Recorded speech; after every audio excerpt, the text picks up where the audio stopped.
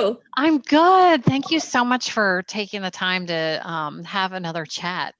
Well, it's just fun to talk to you. So, It is super fun. I always enjoy it so much. Oh, that Starbucks looks good. I Oh, got it. I got it this morning. This is actually, I just refilled it.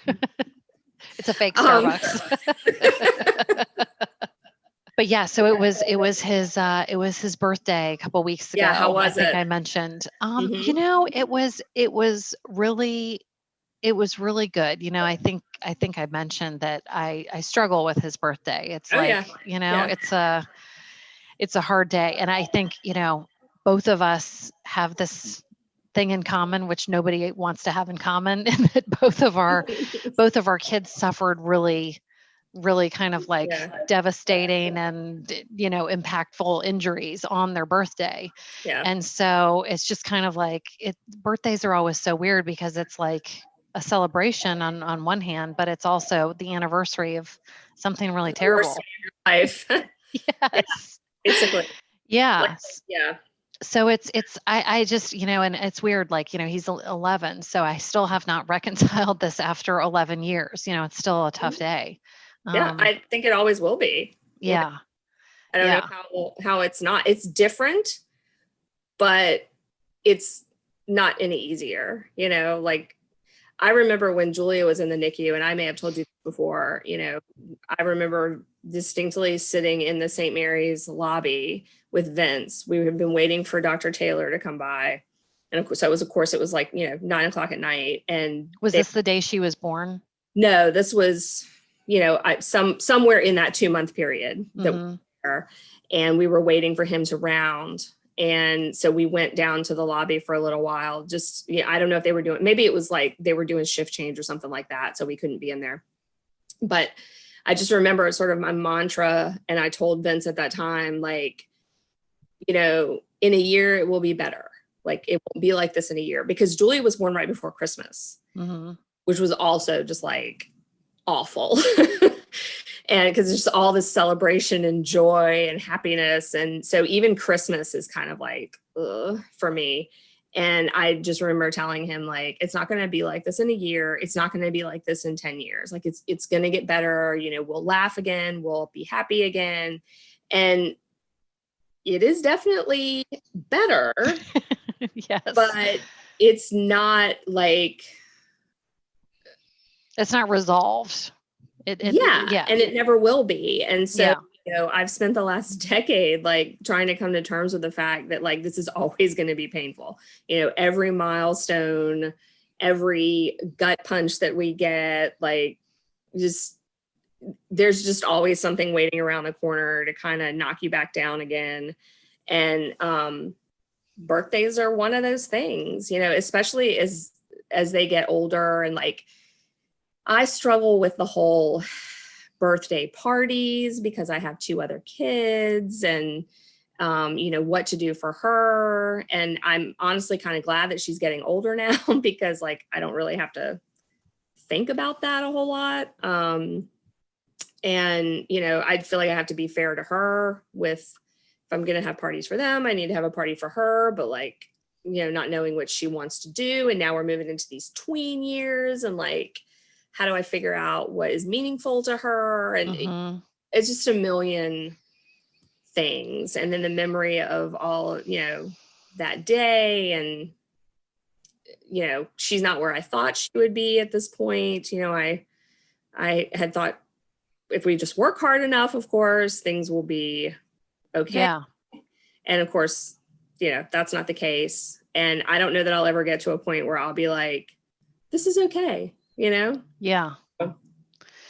It is. I mean, it's so hard, I mean, like, I don't know if I've mentioned this, and I don't know if you mind me mentioning it, but both of our kids had like a hypoxic injury when they were born. So that means that they didn't get enough oxygen during the birth process, and it caused injuries to really all of their organs. But the lasting injury was to, specific areas in their brain. And so, So both of us, had this experience where, our child is born and like immediately, we realize that something is very, very wrong. Like literally the moment they're born, did Julia have to be resuscitated? Yep. Yeah. Yep. So Finn had to be resuscitated, and his APGARs were like awful. I think they were like 2, 4, and 4. I don't know. Oh, Julia's were like 0, 0, and 1. I mean, it's just terrible. Yeah. Yeah. And I think ultimately Finn's ended up being from, the umbilical cord was trapped over his right shoulder. And so it was just kind of like every time there was a contraction or a push, like the umbilical cord would get pinched. And so that oxygenated blood wasn't reaching him for, probably about 30 or 40 minutes before he was born. And so, so what happens to me is that I start like on his birthday, I don't know why I do this, but like I seem to not be able to help it. Like I look at my watch and I'm like, oh, it's 11:30. Well, right about now, Finn was like fighting for his life and I didn't even know it, and like, and then I'm like, oh, it's 12:30. Oh, okay. Now he's being born and the emergency team's running into the room. And, it's like, I have this like, it's like Howard Cosell is in my brain, right. like doing a play-by-play of the day. And it's just like, and when that's going on, it's very hard to be present. Oh, 100%. Yeah. Yeah. So it's like, I just, I really struggle with that, Yeah. I don't know. Did you do that at all? Or, like, did the memories of the day come back to you or? Yeah, but I only remember like, certain things about it. And so those replay over and over and over in my head. And, I think for me, like and I tend to be like this, like initially I was just like, it's going to be fine. Like I just had no frame of reference, and so I was like, she'll be in the hospital for a few days, whatever, like she'll be fine and we'll go home. I was just in like complete denial of the severity had happened. Plus, it wasn't really explained very well to us. It was very like, minimal talking about what happened for obvious reasons. Yeah. And so it was like, I don't really understand what's happened, and I'm not sure how worried I need to be about this. And, I think it was shock, and I couldn't really process it. So I remember very specific moments from that time. But a lot of it is kind of a blur too. Yeah. Yeah. I had the exact same experience. I won't go into detail about, the hospital where Finn was born. It was not the hospital where he was treated. Same. But yeah, after he was born, the neonatologist just kept telling me that he had gotten stressed during labor. He'd gotten stressed, and it's, and that he was being transported and undergoing this cooling procedure, which is what they do for babies who had a lack of oxygen during the birth process. They are cooled for 3 days down to, what is it, 92 degrees, I think. So. And the thought is that cooling their brains will stop the chemical cascade of inflammatory response that further damages the brain. And so they take these, newborn babies and they stick them on a cooling pad, or they put them in a cooling hat and cool them down for 3 days. And so both of our kids had to be transported to St. Mary's Hospital, where they both had this cooling procedure done within, I think it has to be within 6 hours of their birth or something like that. There's like a window of time. Yeah. Yes. But so the neonatologist from the hospital where Finn was born just kept saying, oh, he just got stressed. Oh, we're transferring him, but this is just a precaution. Like, I literally in my brain still remember that discussion. And so same with you. I was just very confused. Like, what does stressed mean? What does this mean? And okay, I guess it's a precaution. I guess I don't need to be that worried. And I remember about an hour after he was born, they wheeled me down to the ICU to see him, because I hadn't really even seen him. Right. Literally, Yeah. He was born and he was gray, not like that Yep. purple color, but he was like a light gray. It was not a good gray. We'll never forget that picture. and so, you know, and then they whisked him off and I never really saw him. And so anyway, they took Mike and I down to the NICU to see him, and his face was contorting like this. Yep. And I was like, what's going on here? And they were like, oh, well, they literally said to me, this is perfectly normal when babies get stressed. This is perfectly normal. He's having a seizure, but we've given him seizure medications. And I was just like, and at that point, I just remember, like, it was so surreal to me, like what was happening, because what they were telling me didn't match what I knew. So I knew something was terribly wrong, but like the professionals who were supposed to be helping me through this process were not telling me the truth. And so it was just this very bizarre Twilight Zone kind of experience. We actually didn't find out how extensive and how, you know, potentially life-threatening the injury was until the following day. We had gone to that NICU that night after they had gotten him hooked up and stuff, and saw him very briefly, and then came back the next morning. And it wasn't until we talked to the neonatologist and she was like, I don't know about this. She's like, you know, I don't know if he's going to make it. And I was just like, what? Right. Like, wait, what happened to the precaution? What? What happened to the precaution and like a little bit stressed? Like, I don't understand that at all. Like it was, and that was the moment that I was just like, oh my God, you know, this is really crazy. I mean, was that kind of your experience, that it wasn't until you talked to the neonatologist? Yeah, I remember the neonatologist coming into my room at the hospital where Julia was born. And, you know, her sitting on the bed, and she was like, your baby's very sick. And I was like, okay. And she was like, we're going to have to transport her. You know, we're doing this cooling protocol. Nobody ever mentioned hypoxic ischemic encephalopathy. Right. We got paper. We got a piece of paper with an explanation of what it was. And it was several days after the event happened. And so then immediately I was like, Google, you know, what does this even mean? No one ever mentioned it to us. That's how we learned about it. And I remember her saying, your daughter's very sick and we're going to do this cooling protocol. We need you to sign paper saying that we can do it. And we're going to transport her to a higher level NICU because, you know, that's not what this is. And same thing, they took us downstairs to see her.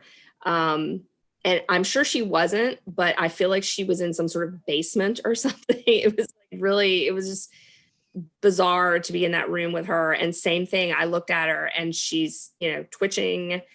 And I'm like, what is happening? And they're like, she's having seizures. And I'm like, wait, what? Nobody said anything about this. I know. Did you fail to mention this to me? Small detail. Right. And then they transported me by ambulance to the hospital. And, you know, fortunately I was able to room in there.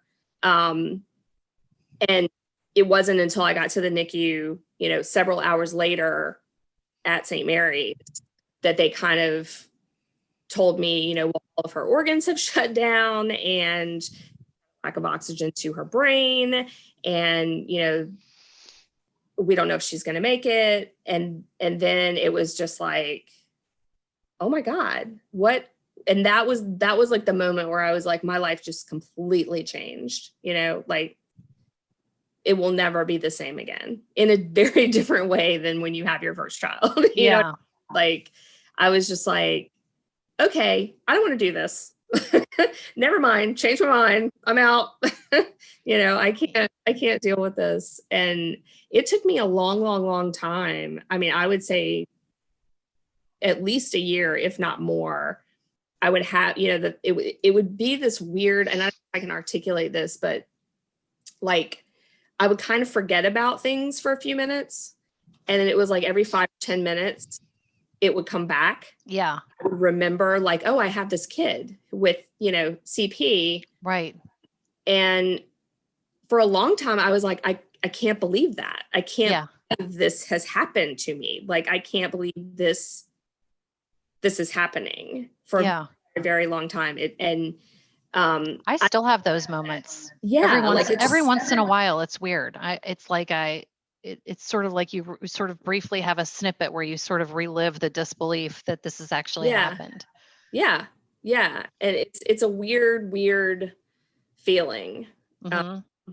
it's surreal, like you said. I mean, it's like, oh wow, this is really my life, and it's not like anybody else's. Yeah.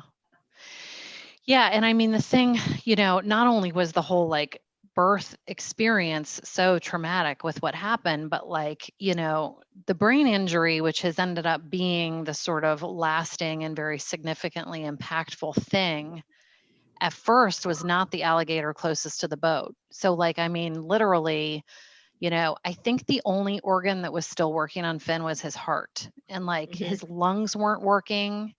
I mean, he was Kidneys. post term. He was like 41 weeks. So I mean, his lungs Mhm. were fully developed, but they had just not had enough oxygen for so long that, they were not functioning properly. Mhm. And his lungs kept collapsing, his pancreas wasn't working, his blood sugar wasn't stabilizing, his kidneys weren't working. Mhm. I remember they had like a little catheter bag and it was full of blood. And I was like, what? And so it was like, Right. it was just these like constant traumas. Like every Yeah. Oh time yeah. I looked anywhere, there was something. And I would have to be the one to ask, like, why is his face twitching? Why is there blood in his catheter? It was like this very weird thing. It was like Yeah. Alice in Wonderland, but not in a good way. No, yeah, you're exactly right. It's like this place that you're not supposed to go, You, Yeah. you shouldn't be in this place. And it's extremely traumatic. Yeah. Yeah. Yeah. And so then when a day comes up that is the anniversary of that day, and I think the other thing is that it's like nobody who hasn't been through that experience would have any idea how traumatic it Right. is. Right. And so, people like relatives and friends are so celebratory of the day, which is Mhm. amazing, and they should be. But it's kind of like my brain still has a hard time reconciling how sort of quietly internally devastated I am with the Mhm. external expectation of what the day is supposed to be Right. about. Right. I like Yeah. haven't bridged that gulf quite yet. Yeah. I'm with you. I mean, like I said, I don't know that I ever will. I mean, it's always going to be this very mixed bag of emotion. I'm thrilled that she's here. Yep. Of course, I love her with my entire heart, and I I can't imagine my life without her. But it's also like the anniversary of the most tragic day of our lives, and you never stop reliving that. Um, Yeah. it's a tough day. It's a Yeah. tough day. It is. And I mean, I think even if your child didn't suffer like a life altering injury on their birthday, if you have a child with special needs, I think birthdays are just also really tricky because there's the aspect of, like just even the most simple things like the gifts, like Mhm. if your Oh yeah. child can't access a gift that like another 2-year-old might access, Mhm. or, you know, um, you know, the birthday party thing, like you mentioned before, it's just really, it's really hard. Yeah. This year it was really sweet. One of Finn's nurses got together a bunch of the other nurses and Mhm. we all took him out to lunch. Um, out in Short Pump, and he had a Mhm. ball. It's really like I think the first time he's been out of the house for any non-medical reason since COVID. And it was so sweet. Like everybody brought balloons and he was the star of the day, and he had a total blast. He like laughed and smiled the whole time. It was Yeah. it was awesome, and he had a great time.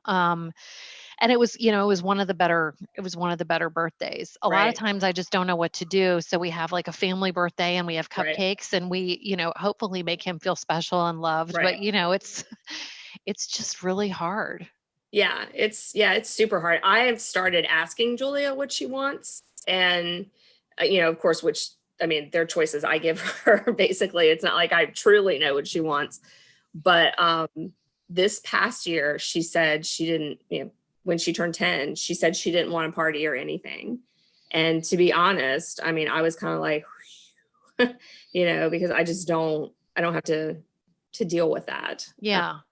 Well, you did that super awesome party, the bowling party. Yeah, that And was fun. Yeah. that was really fun. And what I loved about it is that all the siblings were there too. Mm-hmm. And so I thought that was just like a really nice mix of kids. And I loved the fact that like Luke and Finn could go to a birthday party together. Like that was really fun, and kind of have that experience together, because there aren't a whole lot of birthday parties that they can go to together. So that was, that was really nice. Yeah. I also did. So when Theo turned 6 and Julia turned 9, we had a birthday party at the SPCA. Their birthdays? Oh, their birthdays are close. Their birthdays are 2 weeks apart. Yeah. Yes, and you invited us to that. Yes, I think and you because of Finn's allergies. Yes, right? I think because of Finn's trach, it's hard for him to be around animals with the fur and stuff, because he literally like sucks it in like God a vacuum. Oh, that's no pun intended. That sucks. It does. It does, but that's awesome. How did that party go? So that was good. But I mean, to be fair, like Julia had like one friend from school there, and everybody else was either Theo's friend or like, friends of the family. And then that's hard for me, because just like reinforces that like Julia does not have this social network. And, another one of those like sad things about this whole experience. It's very hard for her to have friends. And so that was good, and I was able to kill 2 birds with one stone. But then the next year, like then Theo is getting older, and he sort of has his own ideas about what he wants to do. And he doesn't necessarily want to share a party with his sister. So this last year, was the first year when she turned 10. I said, do you want a party? And she said no. So I can't remember what we did, but I mean, we made it special for her and everything. And, one year, I think instead of doing a party, there was like a parents' night out somewhere. And so we dropped off Theo and Eleanor, and then took Julia out to like see, because it's at Christmas time, we took her out to see the lights, so that was like her birthday. Yeah, that's awesome. So her birthday is coming up in December, and I'm just kind of like, I don't know what to do. Although I can't really have a party for her, I guess. So we'll have to do something at home. But, it's just, it's hard. It's hard. I mean, we've, Finn loves clothes, and so we've brought his iPad that he can kind of make choices with his hands, like yes, no. And so we'll take him to like a clothes store, and like I'll hold something up, and he's like very opinionated about about his clothes, and he has a ball. He loves it. He gets so excited, and so that's been fun. So we've taken him on a shopping spree a few years. It was a good one. And then he loves movies. So a couple of years we've taken him, we'll kind of take everybody to do a family movie, or he also loves the Science Museum. They've got like the IMAX. Yep. And he loves the IMAX. So we've done that a couple times too. So that's actually, that's what we did last year. Julia wanted to see Frozen too. So that's what we did for her birthday. Oh, that's fun. Yeah. We just did it, just the family, but that's what we did. So guilt assuaged. I know. And then there's, the gifts, and I'm sure with like other families too, it's just also like, if your child's maybe on the spectrum or something like that, I think there are these like kind of like Hallmark birthdays, like, when a child turns 16, and, all your other friends are, getting driver's licenses, maybe your child isn't, and, that kind of thing. Yeah. So there's just like landmines, I feel like, with birthdays. Yep. Definitely. It's a hard day for a lot of reasons. Yeah. Not the reminder that your kid can't even have a typical birthday, It's like, it's a bummer. I know. And then like the other thing that happens, I don't know, it's weird because I should anticipate this at this stage, but around the time of Finn's birthday, A lot of our relatives will like text me or email me and they'll be like, what does Finn want for his birthday? Like, it's so sweet. It's so Mhm. generous, but for some reason, it always just like, it's upsetting to me because I'm like, I want to come up with a gift that would be great for Finn, and it's really hard. Yeah, I can't even think of things for me to give her, Right. let alone other people. I don't have ideas to pass out, people, you know? I know. So we end up, I mean, and it's totally great. We end up doing, some clothes and some gift cards. And, every once in a while he'll have a specific need. Like we have been using those Billy shoes. Do you guys use Yeah. those? Mhm. Okay. Yeah. They're awesome. They like zip around. So they're super easy to take on and off. And, Billy shoes actually makes a like almost like an UGG boot. Yeah, I've seen those. Love. Yeah. And so it's really nice because at night when we take Finn to bed and we put him in his wheelchair, like we don't have to do like socks and shoes, we can Yeah. just put the boots on him, which is, Yep. really, really nice. So every once in a Yeah. while, there's something like that I've kind of had my eye on for him. But most of the time it's like, whew, it's I tough. know. So I've been trying to do like experiences Hmm. for Julia because I feel like, that's kind of an easy thing to do. So like Christmas is always hard, right? So, um, and one of the things that we do Santa does is Santa, I'm sure you've heard about this, their requests are want, need, wear, read, right? So those are Hmm. categories, and that is what they ask Santa for. And so last year, Santa, of course, always brings books. That's easy, and clothes. And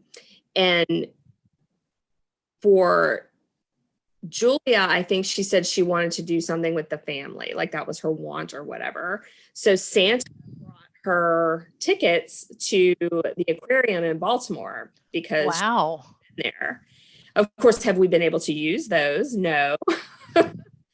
But I think things like that are a little bit sort of easier Yeah. than a physical present.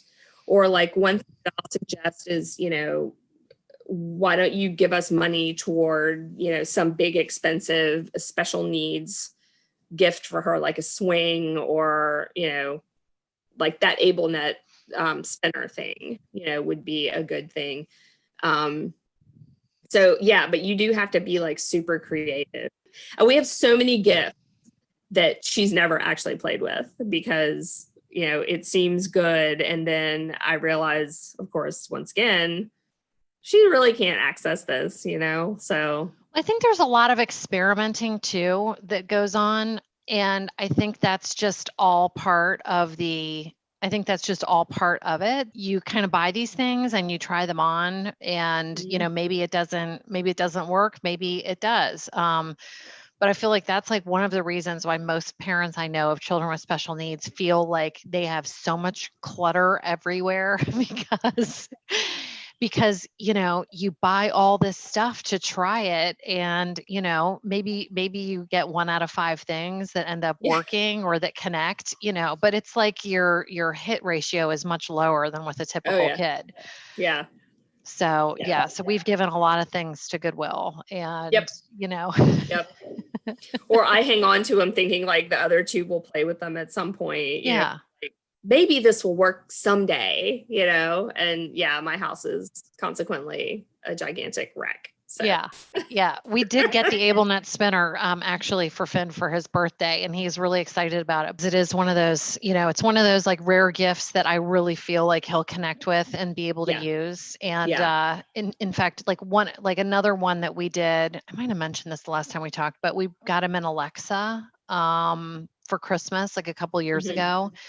And we do like the Audible books on the Alexa Mhm. at night, and he loves it. Like he gets so excited when like he gets a new book and so that's just really something that has connected with him. Interestingly, I don't know if you listened to this one, but I did video a few weeks ago with a life coach. Yeah, And tell me about that. yeah, so she was really great. And She was so great that after we ended our chat, I said, there's a couple things I'd love to talk to you about. So I've done a couple sessions with her, and it's been Yeah, I really, need really one of great. those. Yeah.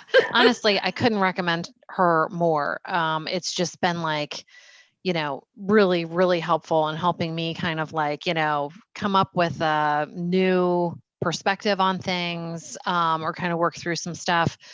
But one of the things I brought up with her was, this idea of birthdays and how they're, Mhm. traumatic, and, even no matter what your child's disability is, it's still traumatic. And so she gave me a couple pieces of advice, which I thought were really helpful. And one of Yeah. them is, like, if you go through a trauma on the birthday, like you and I did, Mhm. trying to establish like some new memories that you can Mhm. start, like, kind of laddering the day with these new memories, kind of like what you were saying, like, last year we did X, and it Mhm. was really fun.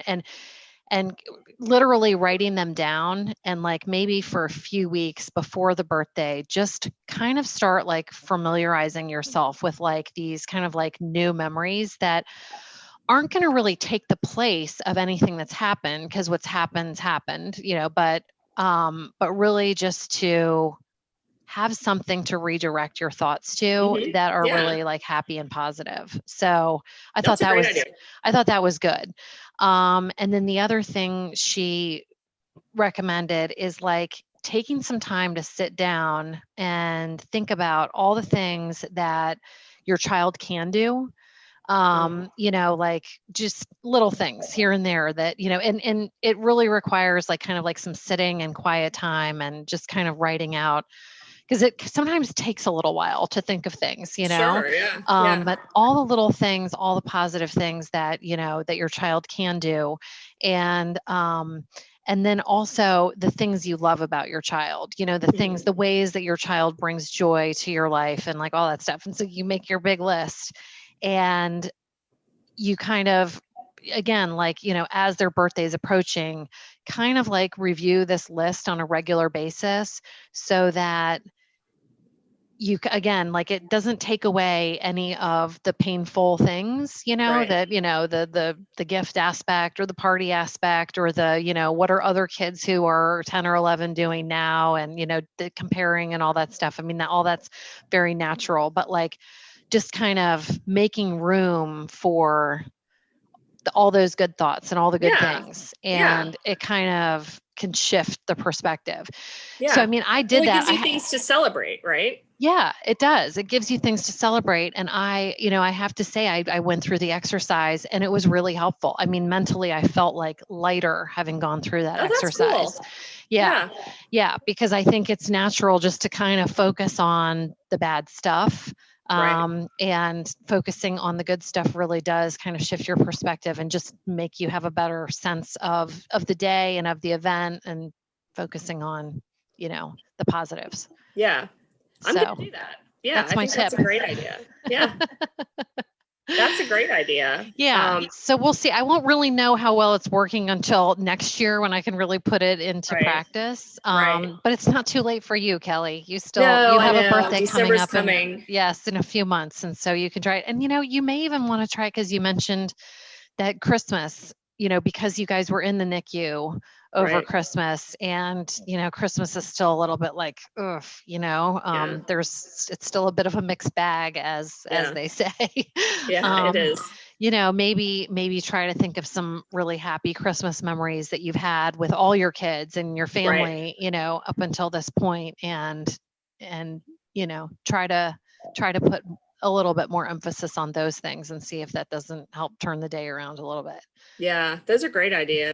Yeah, Yeah. I definitely, I need a life coach for so many reasons. Well, I'll send you her information. She's Yeah, I would love she's that. she's really fantastic, and yeah, she's helping me with it with several things, and she's just got lots of good ideas. And I love the Mhm. fact that she's got a special needs daughter, because Yeah. she can really relate to Yeah. these challenges. Yeah.